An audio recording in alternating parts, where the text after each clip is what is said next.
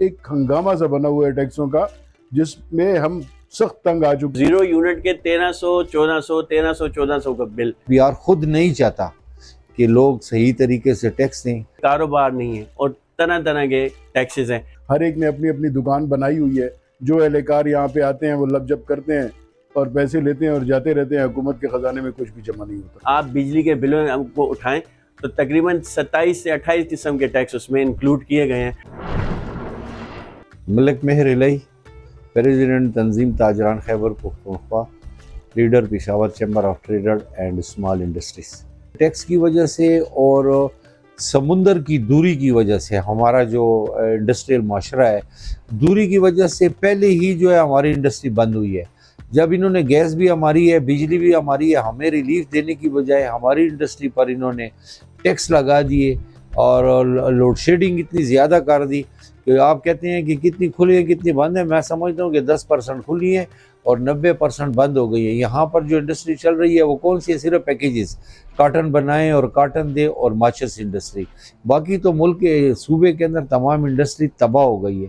تو انڈسٹری کے تباہ ہونے سے لوگوں کے روزگار کا تعلق ہے اور لوگوں کے روزگار سے تعلق جرائم سے ہے.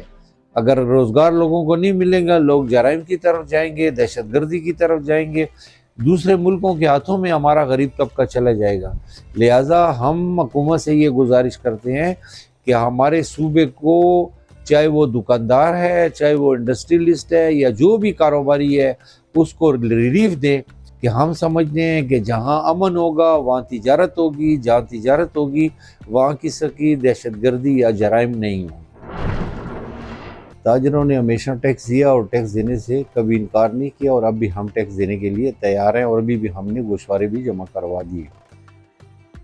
تاجر دوست اسکیم جو نکلی تھی تو تاجروں نے اس نیت سے اس پر کام کیا تھا کہ وہ ٹیکس دینا چاہتے تھے، تو انہوں نے ان کے سروے کو خوش آمدید کہا اور بازاروں میں یہ سروے ہوئے.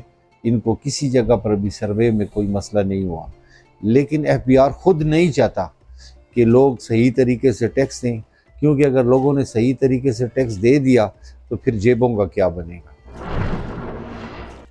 تو یہ سروے ابھی جا رہا ہی تھا کہ انہوں نے ایک ٹیبل ایشو کر دی کہ ہم جو ہے انکم ٹیکس جو ہے وہ ہم ویلیویشن پر لیں گے.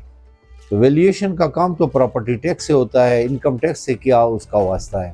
تو انہوں نے جب وہ ٹیبل بازاروں میں دی کہ ہر بازار کا بغیر کسی حساب کتاب، بغیر کسی کاروبار کے، بغیر کسی ویلیویشن کے 10,000 سے لے کر 60,000 روپے فی دکان پر انہوں نے ٹیکس لگانے کی ناکام کوشش کی، جو بری طرح سے ناکام ہوئی اور تاجروں نے اس کے خلاف احتجاج کیے، ریلیاں کی، آخر میں ملک گیر شٹر ڈاؤن کیا گیا. اور میں سمجھتا ہوں کہ یہ پورا پروگرام خود FBR نے ناکامیاب بنایا ہے. ہم آج بھی ٹیکس دینے والے ہیں، آئندہ بھی ٹیکس دیں گے اور ٹیکس دینے سے انکاری نہیں ہے، کیونکہ ہم سمجھتے ہیں کہ یہ ملک ہمارا ہے، یہ مٹی ہماری ہے اور ملک جو ہیں وہ ٹیکسوں سے چلتے ہیں. تو ہم کیونکہ کاروباری لوگ ہیں، حساب کتاب کو سمجھتے ہیں، تو ہم نے کبھی ٹیکس سے انکار نہیں کیا. لیکن ہمارا جو اختلاف ہے وہ طریقہ کار پر ہے. جب تک FBR اپنا قبلہ درست نہیں کرے گا اور طریقہ کار کو ٹھیک نہیں کرے گا، یہ ٹیکس وصولی کا نظام اسی طرح جھگڑے میں پڑا رہے گا. معلوم تلا محمد دے، پشاور چیمبر سینئر وائس صدر یم. ټیکس باره کې دا خبره ده چې دا کوم اوس دوی دا شو کړی دی، مخکې دا ټیکس ورکول چې دا پاکستان څه اوس خبره نه ده چې ټیکس ورکوي، د پخوا نه ورکوي. څوک چې تاجران دي ورکوي، که هغه د اټیوال هم دی ورکوي او که غټ سرمایه‌دار هم دي او چې څوک دي ټول دا ټیکسونه ورکوي. خو د سرمایه‌دارو ټیکسونه چې روان دي د ټولو نه چې صحیح لکه اوس په کیسهخانه کې د لاهوري طرف ته یو ریټ دی، اپل طرف ته بل ریټ دی، په چوکیاتګر کې دې طرف ته یو ریټ دی، هغه طرف ته بل ریټ دی. لکه اوس دی په دې اسپتال روډ باندې محمد خان صاحب جومات روډ باندې دلته د پلازو یو ریټ راځي، دا چې مرچز په کوم ځای کې دی بل کرایانې دي او دوی یو شانته ریټونه لګولي دي. نو مهرباني دې وکړي چې دې جان پرتال وشي، داسې دې نه کېږي چې په ټول په یو شانته ټیکسونه لګول شي. دا لکه اوس چې دا کم ټیکسونه ولګېدل چې لاندې بیسمنټ یو ریټ لګولی، پاسې بل ریټ لګولی، پاس خو ګودامونه دي، باید چې سټیپ بای سټیپ ریټ ولګېږي. داسې ریټونه دي نه کوي چې ټولې په یو بلډینګ په یو ریټ باندې حساب شي.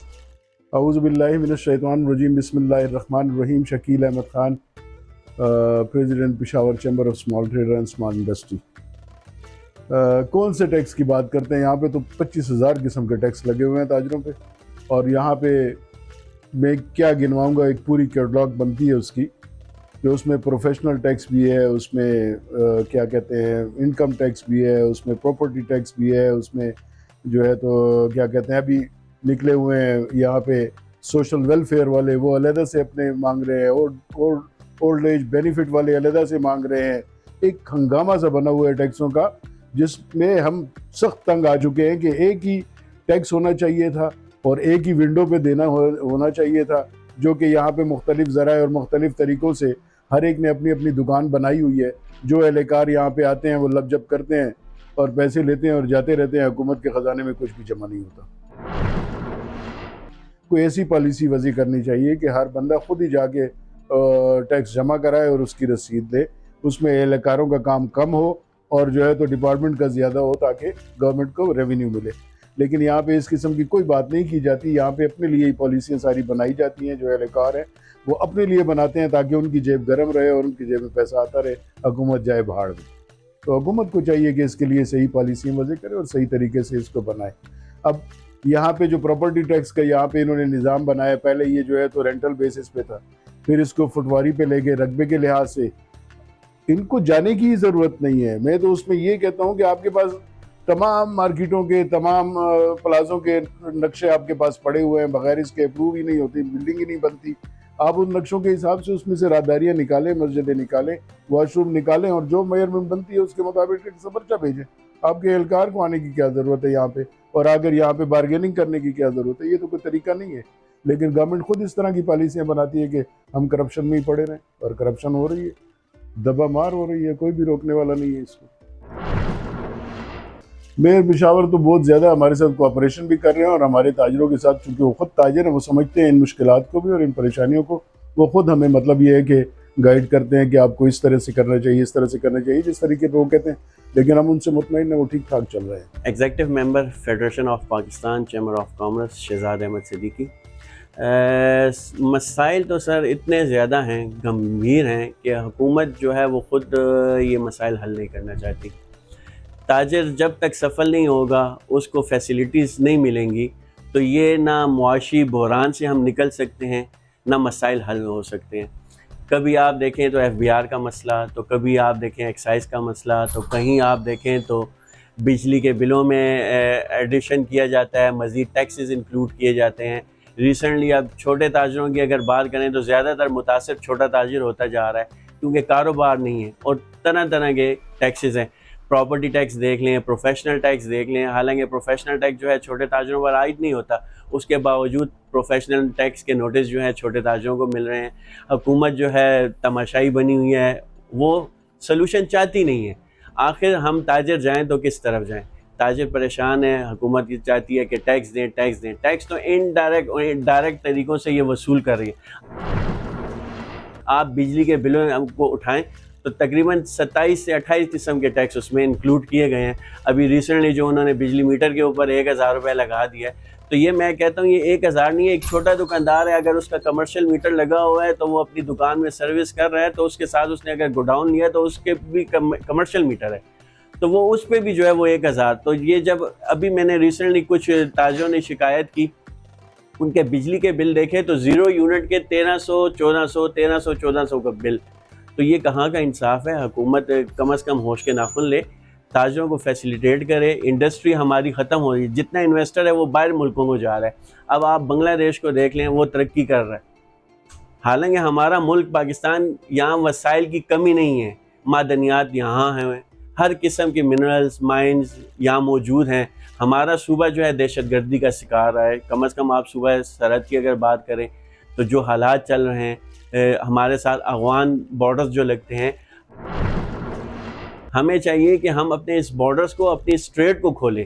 جب یہ ٹریڈ کھلے گی تو کم از کم بزنس ڈیولپ ہوگا, اس سے یہ بے روزگاری کا خاتمہ ہوگا. جیسے جیسے مہنگائی ہو رہی ہے, بے روزگاری میں اضافہ ہوتا جا رہا ہے. آپ دیکھیں پشاور کا اگر آپ کرائم ریشو چیک کریں تو دن پہ دن زیادہ ہوتا جا رہا ہے. وجہ کیا ہے کہ کاروبار نہیں ہے. کاروبار نہ ہونے کی وجہ سے جو ہے بے روزگاری میں اضافہ ہو گیا ہے, اور جب بے روزگاری بڑھے گی تو یہ حکومت کے لیے تو مسائل ہیں, لیکن عوام زیادہ متاثر ہو رہی ہے. روزانہ ڈاکے, رازنیاں, یہ وارداتیں, لا اینڈ آرڈر کی سچویشن جو ہے بہت زیادہ خراب ہو چکی ہے.